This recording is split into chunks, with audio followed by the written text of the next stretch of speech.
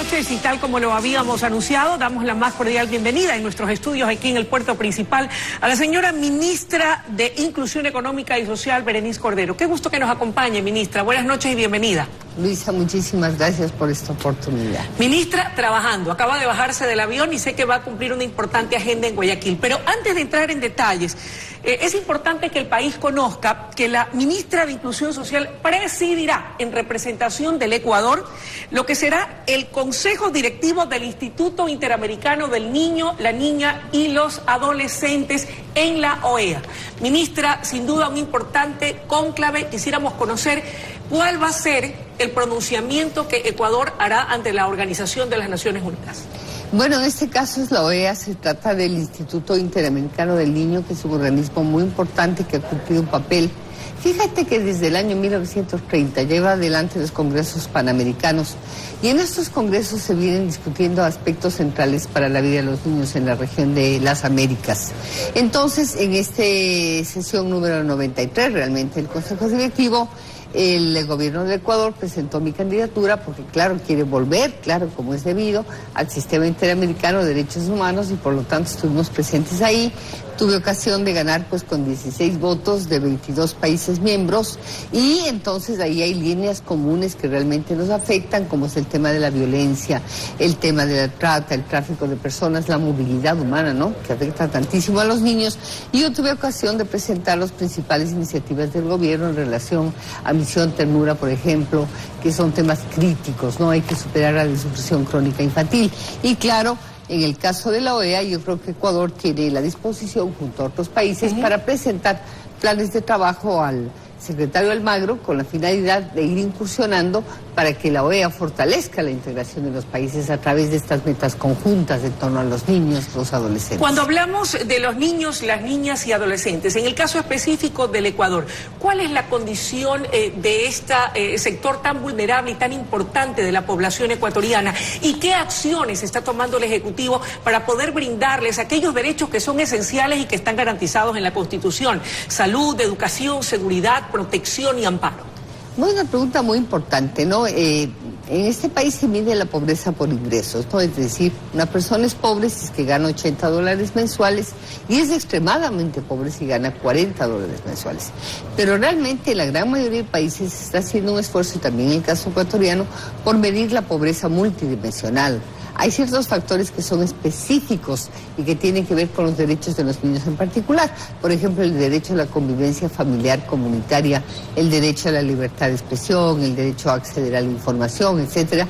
Entonces, si vos ves por pobreza multidimensional, diríamos que prácticamente el 40% de la población de los niños ecuatorianos es pobre desde esa perspectiva.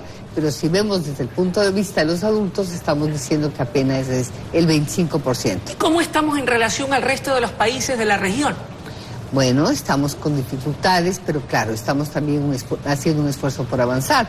No hay duda que el país hizo un esfuerzo importante, ha reducido 12 puntos en pobreza en los últimos años, a partir del año prácticamente 2007 hasta el año 2018, y más aún ha bajado la pobreza rural. Eso es importante, estamos ahorita en 9 puntos. La meta es bajar aproximadamente 3.4 al final del periodo. Pero de hecho la situación de la pobreza está asociada con un conjunto de desigualdades que requieren ser atendidas a través del ciclo de vida de las personas. Es decir, tenemos que tratar de cuidar, proteger, reconocer. Aquellas personas que no pueden protegerse a sí mismos, como son justamente aquellos que están los adultos mayores y los niños en particular. Y puntualizando, para tener más clara la película, aquellos ecuatorianos que están en condiciones de extrema pobreza, ¿en qué sectores del país están ubicados? ¿Dónde se concentra más ese número de ecuatorianos más pobres? ¿Costa, sierra, oriente, región insular? En realidad, Luisa, la pobreza en el Ecuador es bastante democrática. Allá está bastante distribuida, igualitaria. Bastante distribuida. Lo que pasa es que hay ciudades grandes que concentran población como Quito, Guayaquil, la misma provincia de Manabí, Los Ríos, etcétera.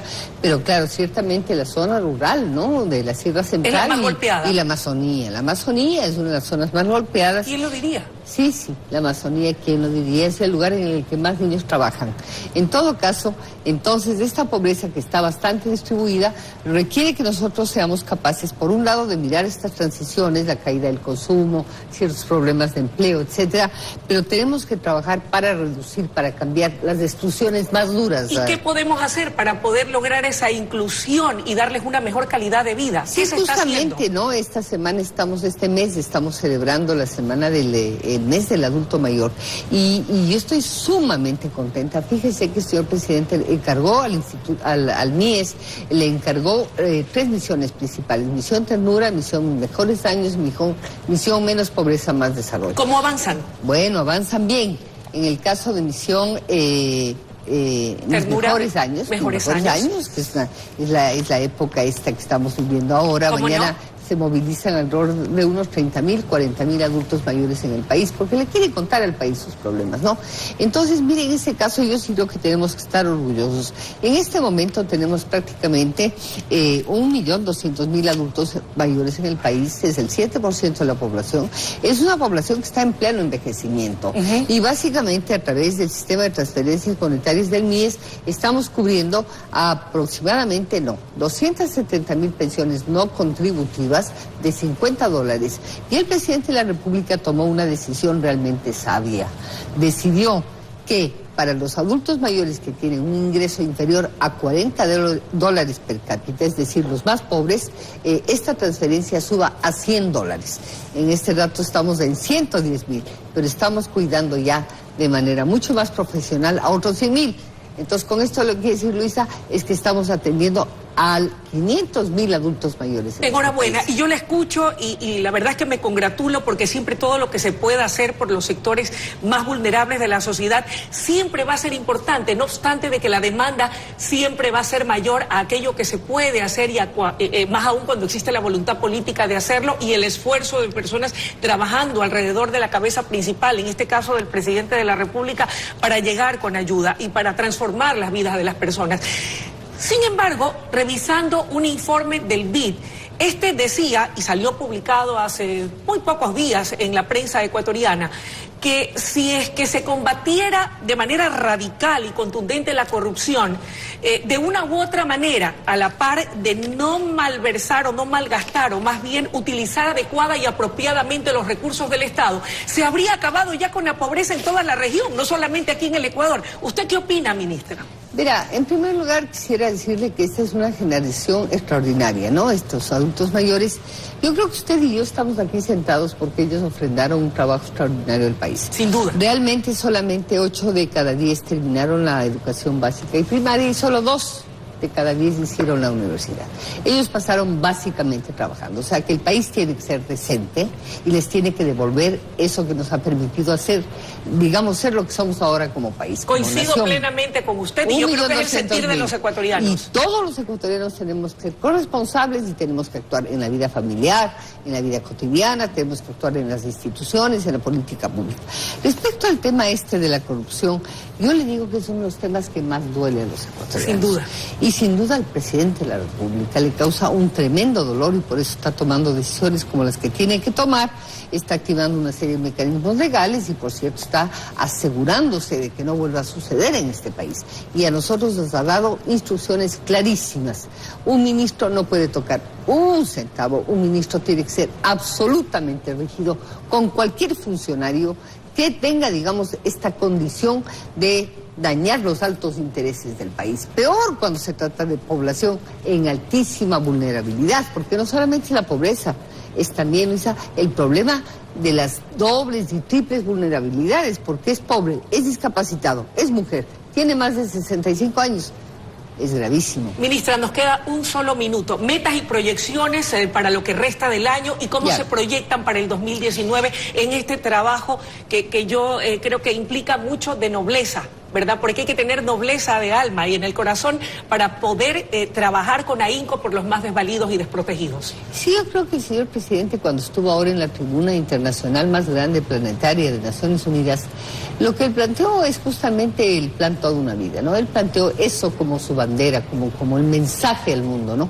Entonces creo que cuando él hizo eso, lo que estuvo es recalcando de que esas son las prioridades que él tiene. Es decir, sí, la macroeconomía, sí, el déficit fiscal, sí, el endeudamiento, pero él sigue pensando que el centro son las personas altamente vulnerables. Y eso es el plan toda una vida. De manera que las metas, fíjese que en este momento, en lo que son programas de protección social, estamos llegando aproximadamente a un millón de personas. Esa es una cifra importante, son personas que no pueden cuidarse a sí mismas, que atraviesan ciertas situaciones particulares en el ciclo de vida que son propias de la edad, la enfermedad, por ejemplo, la incapacidad de cuidarse a sí mismo, de manera que se trata justamente de aquellas personas que están esa condición está profundamente ligada a la pobreza extrema y a la pobreza. Y yo creo que para nadie es conveniente, a ninguno nos conviene que existan pobres en este país. Es decir, nadie se puede quedar atrás y requerimos nuevamente un nuevo pacto fiscal y social para entender dónde están las prioridades. Ministra, el tiempo de la entrevista ha concluido. Se nos quedan algunos temas en el tintero, pero yo la comprometo a que nos acompañe en otra oportunidad para de manera más distendida poder abordarlos. Sí, yo estoy feliz de estar y creo que el día de mañana se inicia una celebración. El señor presidente va a estar visitando algunas unidades de atención al adulto mayor y hay que recordarle al país que hay que ser básicamente éticos y decentes y devolver a esta generación aquello que nos dio con creces, ¿no? Por eso estamos estudiando, estamos trabajando, vivimos en otra condición.